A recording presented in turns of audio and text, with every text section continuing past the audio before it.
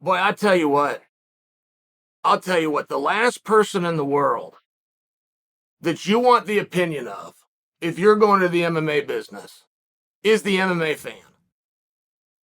I've never in my life seen a group of people, you, who knows what you want less. Truly. I just personally haven't seen it.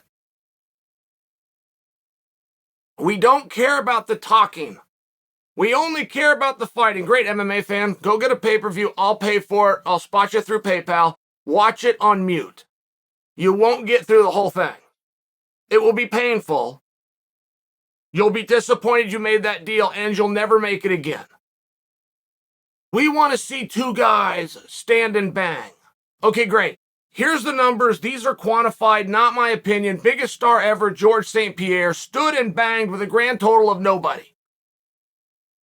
We only want to see the best, the absolute best. We don't care about your persona. We don't care what you do at a press conference. Okay, the absolute best is Volkanovski. He's completely undefeated. He's in the absolute hardest division. Oh, by the way, he got ranked pound for pound #1. 8 days ago, he was a co-main event. He jerked the curtain a week ago. That's all the further back I'm going for my evidence. He jerked the curtain for Jared Cannonier. I'm not being a jerk over here. I'm telling you the story, but I'm the same guy that had to bring to you 2 months ago that you don't love Valentina Shevchenko, who was a co-main event 2 days before I made the statement. I had to hear from you guys. How terrible that was. How rude that. I didn't say I don't like her. I proved that you don't. And I finally had to publicly say to you guys, just go to your closet. The first one of you that shows me a Shevchenko shirt, a poster, a picture, a program that you waited in line and had her sign, the first one of you that does this on something known as the internet, I'll give 2 front row UFC tickets to. That was 2 months ago. I'm still holding on to those tickets. Shevchenko was just one half of the single closest and most competitive women's fights of all time. A rematch was not made. That's never been done, guys. Any way you want to do it. Men's fight, women's fight, 125-pound fight, featherweight fight, welterweight fight, heavyweight fight. If I tell you it was the greatest fight, you're going to see it twice.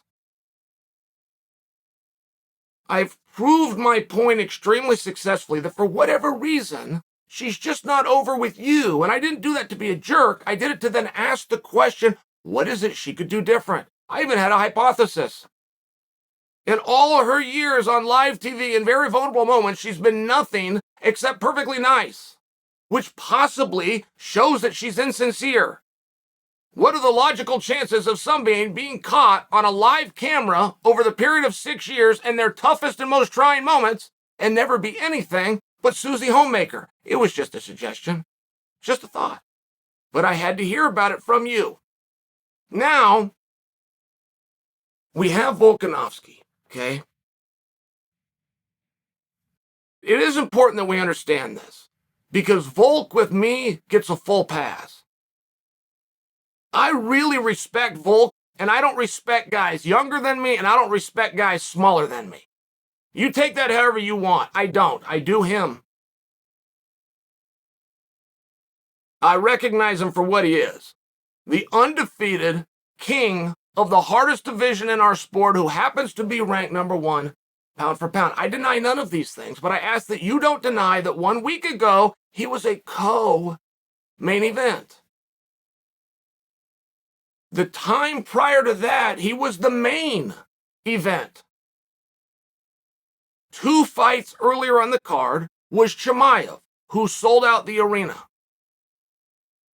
Chimaev versus Gilbert Burns, walking in and walking out, created more of a reception in that building than all of the claps over the 20 minutes that Volkanovski was in there. That's just the truth. That's just the truth. There's no insult here. And I don't give Volk a hard time because Volk doesn't complain about his pay. If he came out and he started to make the case that I'm making, I'm 14-0, I'm the king, I'm the greatest to ever do it in this division, I'm the greatest currently doing it right now. As a matter of fact, here's my ranking. Pay me more money, it'd be a hard spot. We go, hey, Volk, that's not how this works. You're given a great opportunity, but, you kind of got to go make hay when the sun shines. No, guys. He fights whoever he can fight as often as he can fight him. He makes no excuses. He makes no complaints. Volk is aces with me. Aces. If I didn't care about him, I wouldn't be making this piece. It's because I respect and care about him that I want to try to shine a light on this. Light being the greatest disinfectant. What's wrong here? You said you don't care about the talking. You said you don't care about the promotion. You said you only care about who's best.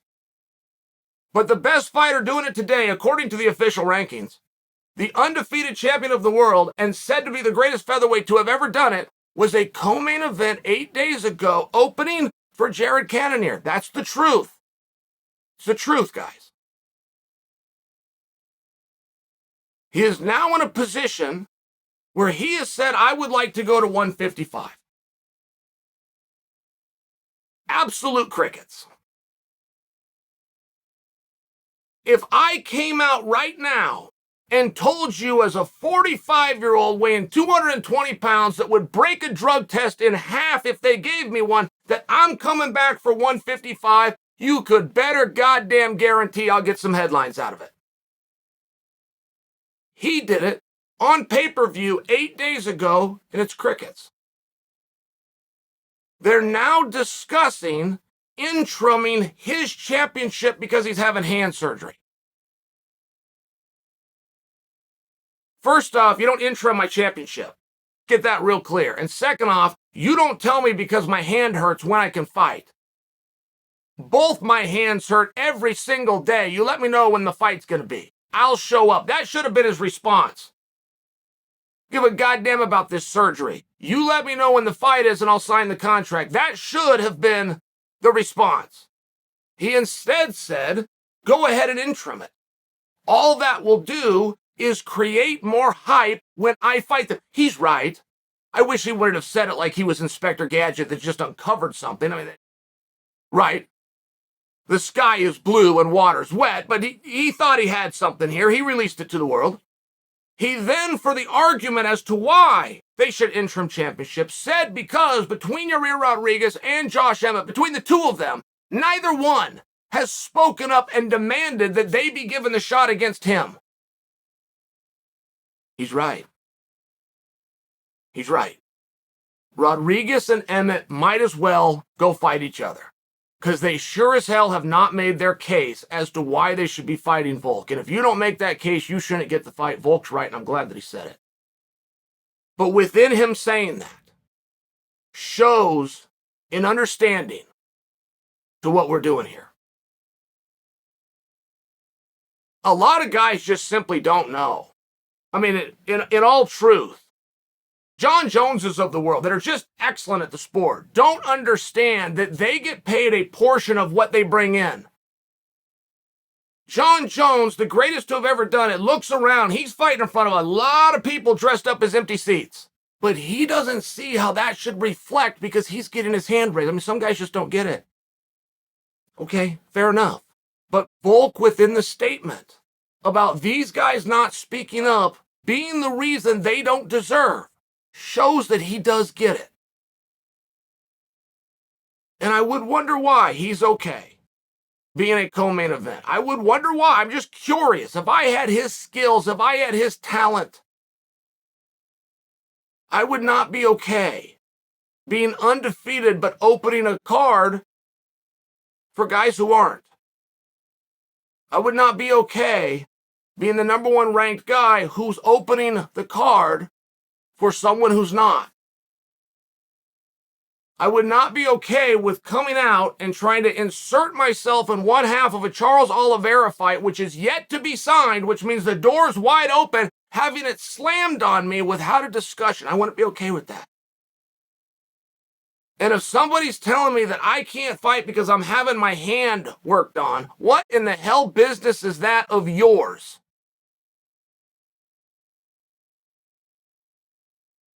I have never felt great, guy. I don't feel great sitting here in front of you now. What's that got to do with anything? I'm only bringing that up. That's Volk's business. He got Chael, hey, you're way off, man. My hand, I'm going to be out of commission, and it's actually a rule, and I can't do it. They're putting this rod in here, and you have no idea what you're talking about. Fair enough. Well, let's say that. Give me one way or the other. Don't just tell me that somebody else hears that you're going to go under the knife, and therefore they decide your career. Who the hell's that person? Was it even a doctor? Was it Dr. Abbasi? I didn't see him come out and say Volkanovski can't fight for 6 months, can't fight for 8 months. Here's what he's haven't done. I didn't hear a damn thing about it. I heard that he's got to have something done with his hand. I mean, right there, you've kind of lost my interest. But something done with my hand and be in the ring that night. And I'm not as tough as Volk is. I'm just sharing with you. So somebody hears that he has to have something done with his hand, and therefore, he's not going to fight for X amount of time, which has never been stated by him, his team, or a doctor. Oh, and they're going to Intrum the belt. So that there'll be more talk when it comes back. Some bitch, you had a microphone 8 days ago. That would have been a good time to do the talking. Day before that, you weighed in. And day before that, you had something called a press conference where you had a microphone. Would have been a damn good time to do some talking.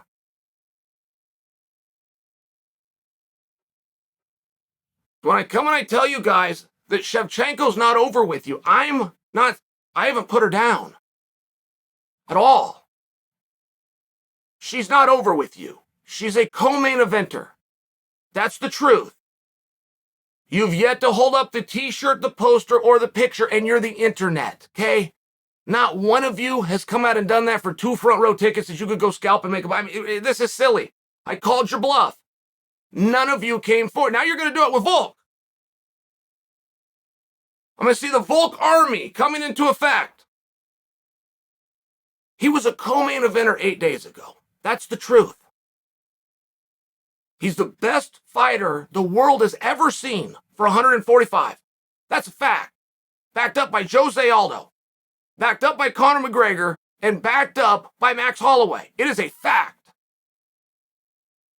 He does not have an opponent. As a matter of fact, they're thinking about Intrum and his title. So when I come and tell you that he's not over, I'm just asking you why. What more can he do?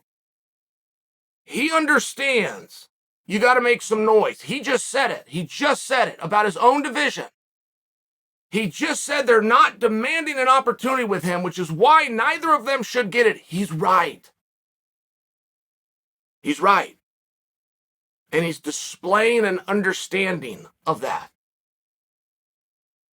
He's not complaining about his money. He's not complaining that he's a co-main event. I am. He's not complaining that he's ranked number 1. He's not complaining of his participation. He's a very happy guy. I'm complaining. He's not complaining that his hands hurt and he's got to get a surgery and somebody else has decided to create a narrative and force it down our throat of which he or his team has yet to correct. My hand hurts. My hand hurts right now. I don't understand it. But I'm not putting him down. I'm not as tough as he is. I'm being as straight as I know how to speak with you. Charles Oliveira refused to fight Islam Makhachev. Volkanovski, said, I'm coming after you. He grabbed the contract and signed it overnight. I'm not going to come out and point that out to the world. I'm not going to come out and tell you. Matter of fact, go ahead and Intrum 45. Charles, you and Islam go fight. Between the 4 of you, I'll let one of you know who I'm coming after next. So Volk's going to let Yair and Emmett fight, then he's going to just take on the winner. You can. That's what a lot of guys do. The interchangeable mediocrities within this industry, that's what they do. If you're special, you call the shots. You say who you're fighting next. You steer your career.